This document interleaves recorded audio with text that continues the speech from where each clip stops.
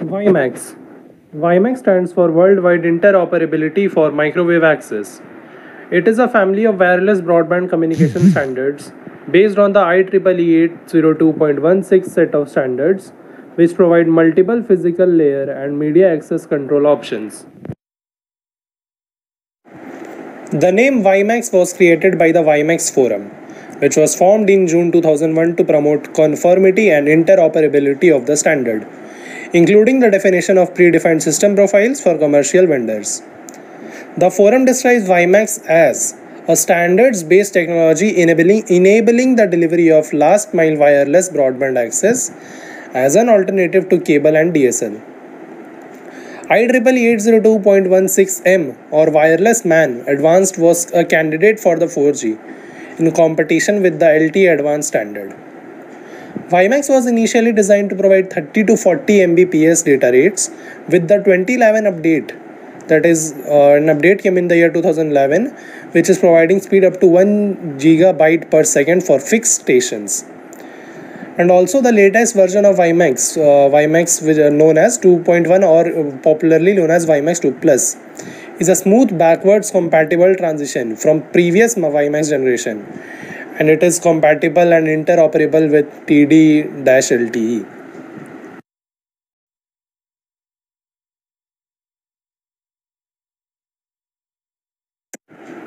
WiMAX refers to interoperable implementations of the IEEE 802.16 family of wireless network standards ratified by the WiMAX Forum. Similarly, Wi-Fi refers to interoperable implementations of the IEEE 802.11 wireless LAN standards certified by the Wi-Fi Alliance. WiMAX Forum certification allows vendors to sell fixed or mobile products as WiMAX certified, thus ensuring a level of interoperability with the other certified products as long as they fit the same profile. The original IEEE 802.16 standard, now called Fixed WiMAX, was published in 2001. WiMAX adopted some of its technology from Vibro. It's a service marketed in Korea. Mobile WiMAX, originally based on 802.16e-2005. 2005 is the year, and it is the revision that was deployed in many countries and is the basis for future revisions such as 802.16m that came in 2011. WiMAX was sometimes referred to as Wi-Fi on steroids and can be used for a number of applications including broadband connections, cellular backhaul, hotspots, etc. It is similar to long-range Wi-Fi, but it can enable usage at much greater distances. Now let's discuss the uses of WiMAX. WiMAX has a scalable physical layer architecture that allows for data rate to scale easily with available channel bandwidth, and range of WiMAX make it suitable for the following potential applications. Number 1. Providing portable mobile broadband connectivity across cities and countries through various devices. Number 2. Providing a wireless alternative to cable and DSL for last mile broadband access. Number 3. Providing data telecommunications such as Voice over Internet Protocol and IPTV services, also known as triple play. Fourth, providing internet connectivity as part of a business continuity plan. And fifth, smart grids and metering.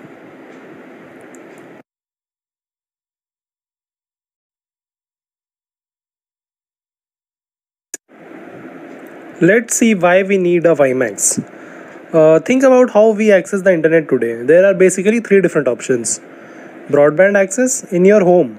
You have either a DSL or cable modem. At the office, your company may be using a T1 or T3 line. Wi-Fi access. In your home, you may set up a Wi-Fi router that lets you surf the web while you lounge with your laptop. On the road, you can find Wi-Fi hotspots in restaurants, hotel, coffee shops, library, etc. And the third is dial-up access. If you're still using dial-up, chances are that either broadband access is not available or you think that broadband access is too expensive. So the main problems with broadband access are that it is pretty expensive and it doesn't reach all areas. The main problem with Wi-Fi access is that hotspots are very small, so coverage is sparse. Now just think, what if there was a new technology that solve all these problems? This new technology will provide high speed of broadband service, wireless rather than wired access, so it would be a lot less expensive than cable or DSL and much easier to extend to suburban and rural areas. Broad coverage like the cell phone network instead of small Wi-Fi hotspots. Yes, this system has actually come up and it is now what it is called WiMAX. WiMAX has the potential to do to broadband internet access what cell phones have done to phone access.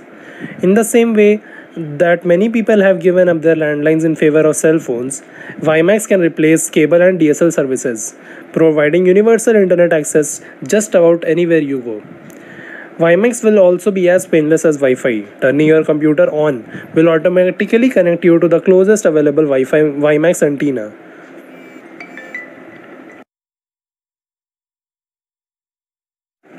In practical terms, WiMAX would operate similar to Wi-Fi but at higher speeds, over greater distances and for a greater number of users.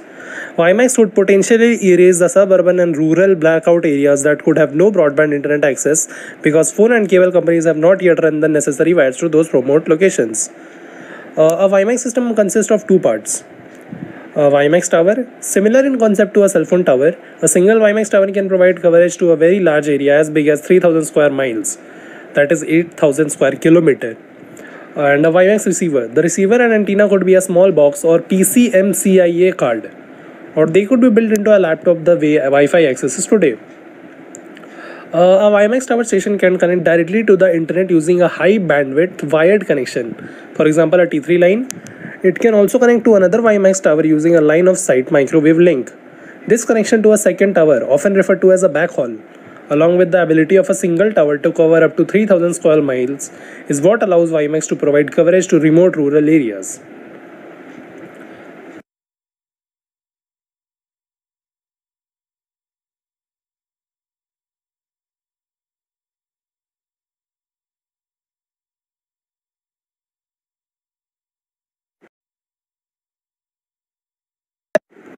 WiMAX actually can provide two forms of wireless service.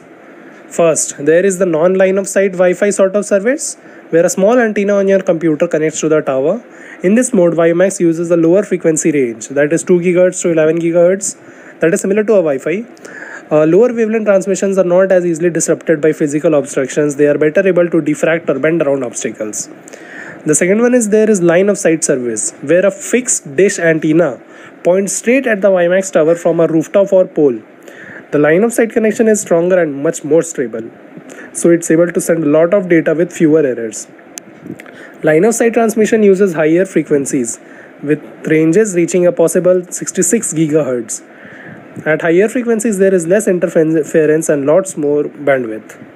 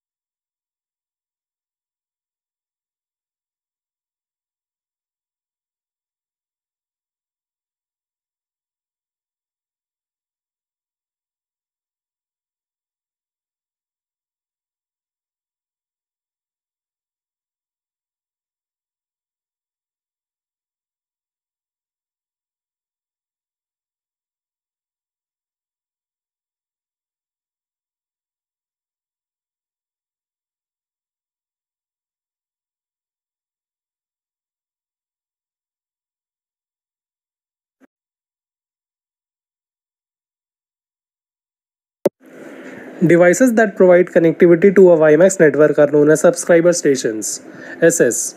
Portable units include handsets similar to cellular smartphones, PC peripherals, PC cards or USB dongles, and embedded devices in laptops, which are now available for Wi-Fi services. In addition, there is much emphasis by operators on consumer electronics devices such as gaming consoles, MP3 players, and similar devices. WiMAX is more similar to Wi-Fi than to other 3G cellular network technologies. The WiMAX forum website provides a list of certified devices. However, this list is not a complete list of devices available as certified modules and other private label devices. USB can provide connectivity to a WiMAX network through a dongle. Generally, these devices are connected to a notebook or netbook computer. Dongles typically have omnidirectional antennas which are of lower gain compared to other devices. As such, these devices are best used in areas of good coverage. HTC announced the first Wi-Fi Max enabled mobile phone, the Max 4G, on November 12, 2008. The device was only available to certain markets in Russia on the IOTA network until 2010.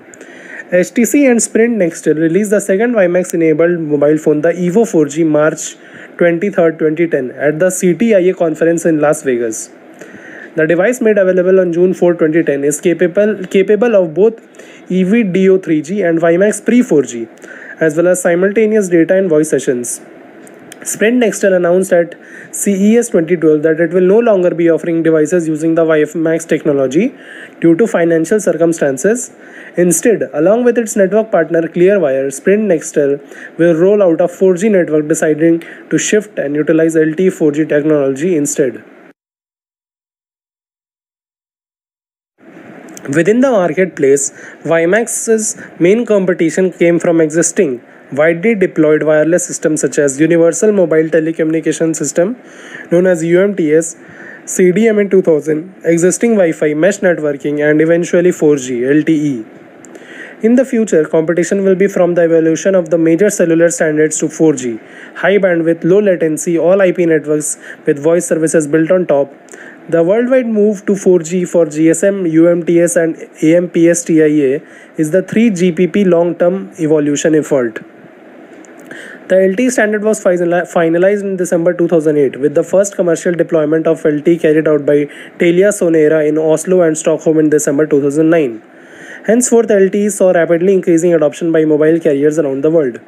Although WiMAX was much earlier to market than LTE, LTE was an upgrade and extension of previous 3G standards, whereas WiMAX was a relatively new and different technology without a large user base. Ultimately, LTE won the war to become the 4G standard because mobile operators such as Verizon, AT&T, Vodafone, NTT, and Deutsche Telekom chose to extend their investments in know-how, equipment, and spectrum from 3G to LTE, rather than adopt a new technology standard. It would never have been cost-effective for WiMAX network operators to compete against fixed-line broadband networks based on 4G technologies. By 2009, most mobile operators began to realize that mobile connectivity was the future and that LTE was going to become the new worldwide mobile connectivity standard. So they chose to wait for LTE to develop rather than switch from 3G to WiMAX.